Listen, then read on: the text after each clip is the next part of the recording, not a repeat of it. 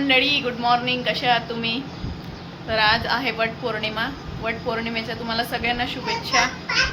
तर आता मी जाते पूजेचं सामान घ्यायला. मी अजून पूजेचं सामान पण नाही आणलं आहे आणि मग मी रेडी होईल आणि पूजा करायला जाईल.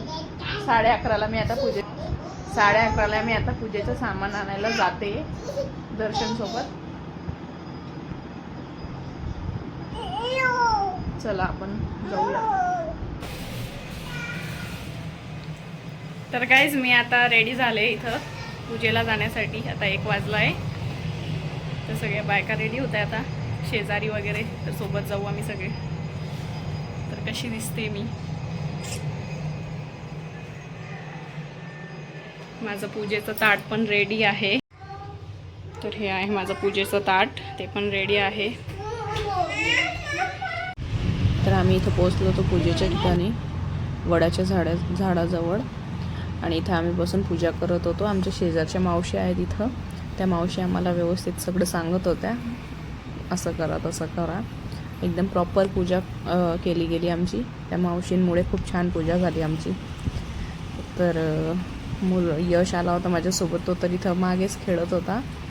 त्याची फ्रेंड पण होती इथं, चिमू, ती पण खेळत होती. तर इथं दिवा विजून जात होता, म्हणून आम्ही एकच ताटात कपूर लावून सगळ्यांनी एकाच याच्यात आरती केली. आणि नंतर आम्ही 7 फेऱ्या मारल्या वडाच्या झाडाला आणि मग आम्ही घरी आलो. तर गाईज मी 2:45ला आली, पूजा वगैरे करून स्वयंपाक केला आणि आता जेवण केलं. आता थोडंसं आराम करते, फ्रेश झाली. फार वेळ होऊन गेला होता. ॲक्च्युली इथं आम्ही उशिराच जातो दरवेळेस. 2च्या आसपासच आम्ही निघतो पूजा करायला.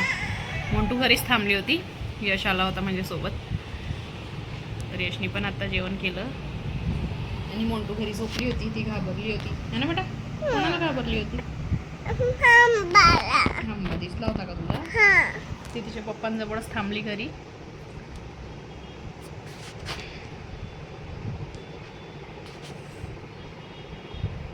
मोंटूनी केस नाही आहे तरी पण ती केव्हांची फुल लावून फिरते इथं. ते पण पिन लावली. दाखव ग. काढून टाक ना ग. कशी दिसते माऊ तू? छान. कोण छान दिसतंय? भटू सारखी दिसते. भूती छालकी. आणि इथं काबरा असं करते तू, हात लावते. इकडे बघ. आज क्यूट दिसते, क्यूट. छान दिसते हा मोंटू. भटू शालकी बर. गाईज मी 8:30 वाजेला आता लिंबू पाणी पिते. माझं दुपारपासून फार जास्त डोकं दुखतंय. गोळी पण घेतली मी आणि खूप डिहायड्रेशन आणि खूप थकवा जाणवतोय. पूर्ण बॉडी पेन करते. सकाळपासूनच आज थोडंसं ताप पण वाटत होता. तर दुपारी आज सकाळचं काही खाल्लेलं पण नव्हतं. दुपारीच 3 वाजेला जेवली. तर आता लिंबू पाणी घेते. मुलांसाठी पण अजून काहीच बनवलं नाही. पहिले लिंबू पाणी घेते, थोडंसं रेस्ट करते आणि मग त्यांना काहीतरी खायला बनवून देते. तर गाईज आजचा हा छोटासा व्लॉग तुम्हाला कसा वाटला नक्कीच कमेंट करून सांगा. न्यू असाल तर सबस्क्राईब करा, लाईक करा, शेअर करा आणि फॉलो करा. तर चला भेटूया नेक्स्ट व्लॉगमध्ये.